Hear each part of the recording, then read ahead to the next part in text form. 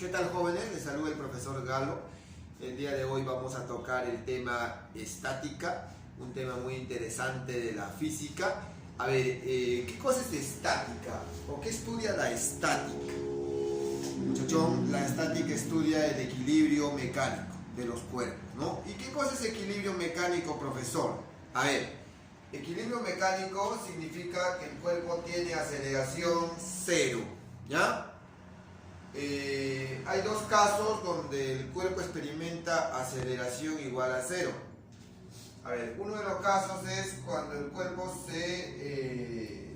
está totalmente en reposo, y el otro caso es cuando el cuerpo se mueve pero a velocidad constante, o sea, cuando experimenta MRU. ¿De acuerdo? Ahora, en este temita se utiliza principalmente la magnitud fuerza para poder analizar el equilibrio que un cuerpo experimenta. Entonces, la fuerza, ¿qué cosa es? Definamos fuerza. La fuerza es una magnitud física vectorial que sirve para medir matemáticamente la interacción entre cuerpos, ¿ya?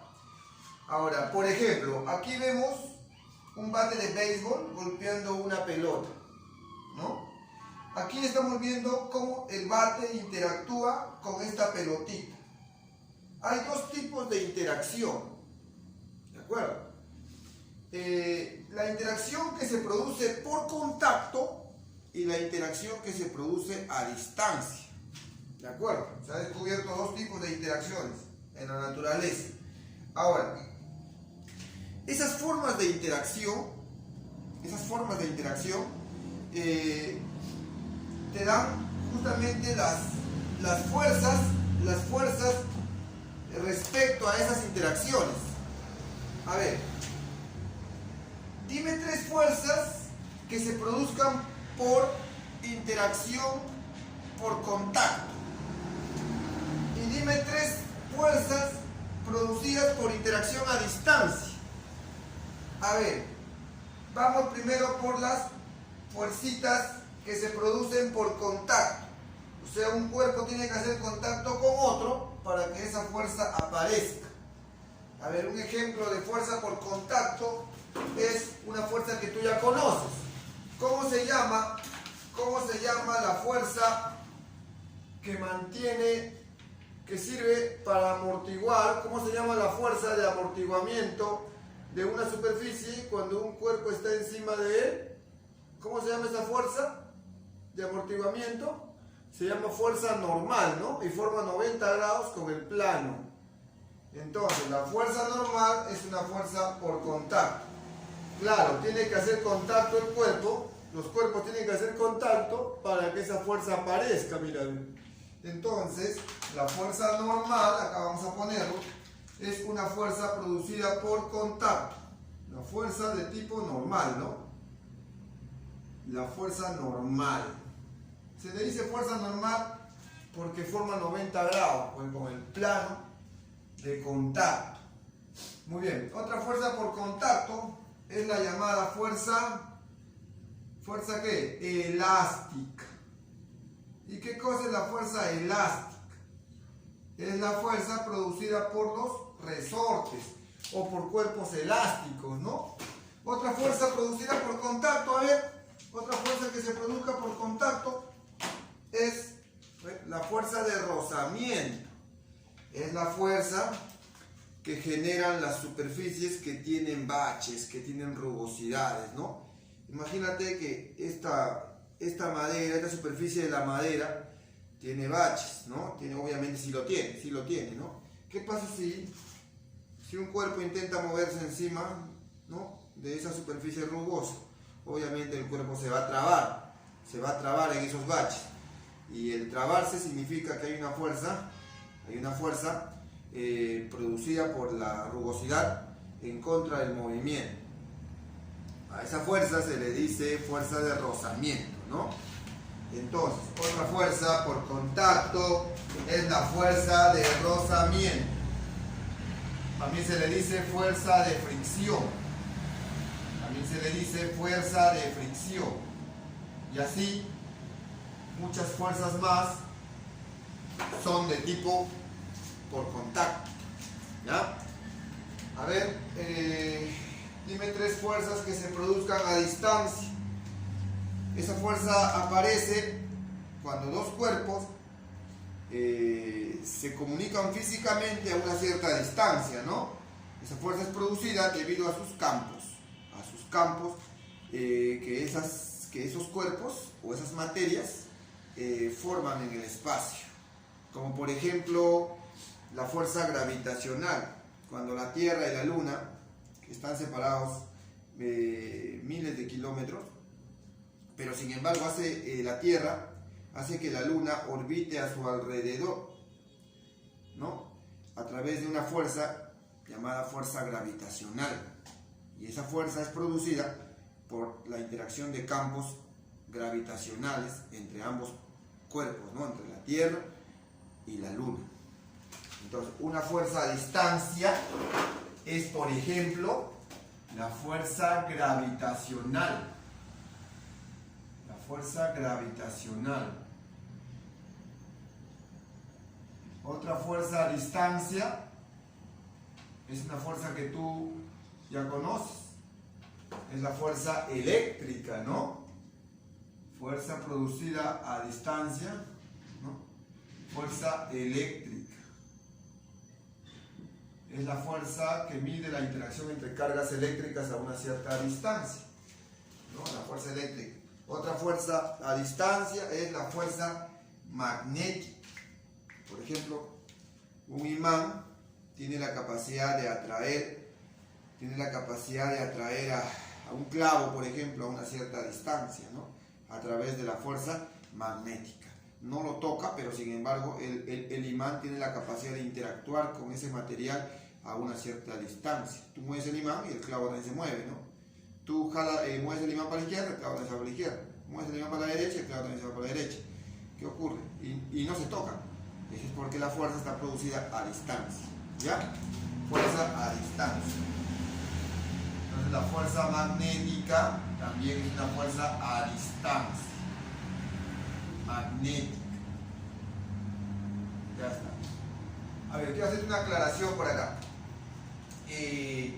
A nivel atómico se ha descubierto que los átomos no se tocan, ¿no? A nivel atómico. ¿Ya? Es una aclaración muy importante que debes saber. A nivel atómico los átomos no se tocan. ¿Ya?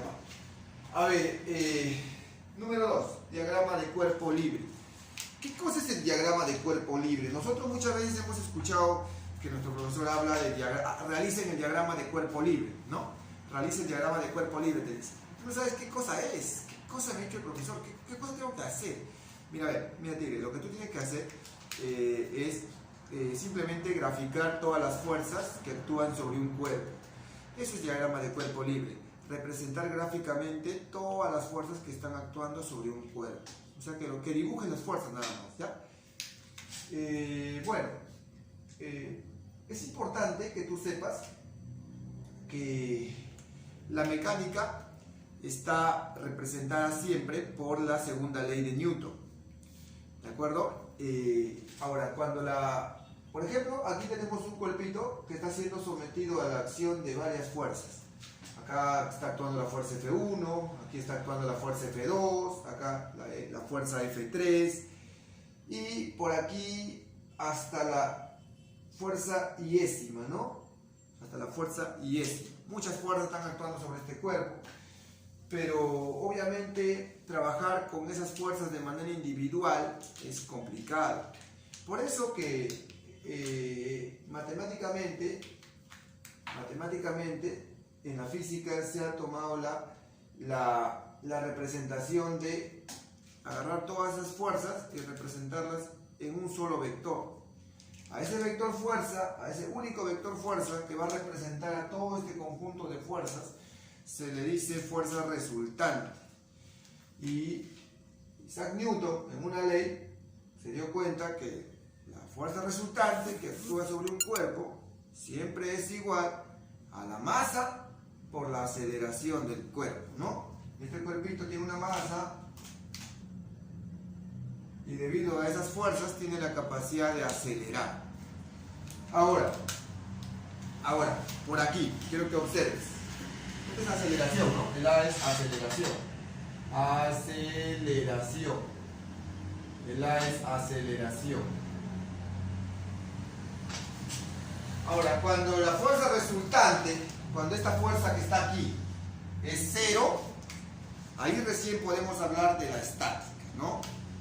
Y cuando la fuerza resultante es diferente de cero, ahí estaríamos hablando de dinámica, ¿ya?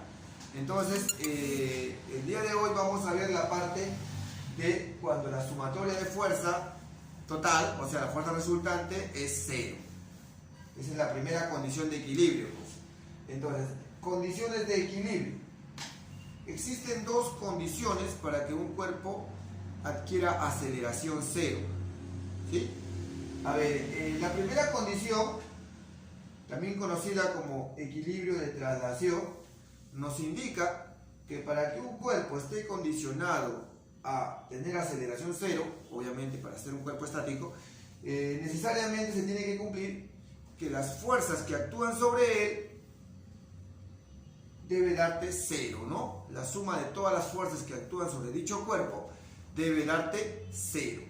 Y la segunda condición de equilibrio, que ya lo veremos en otro tema, ¿no? O la siguiente clase ya será justamente segunda condición de equilibrio, nos indica que para que un cuerpo no acelere, en este caso, para que no rote, se tiene que cumplir que la suma de torques totales o torque resultante tiene que darte también cero, ¿no?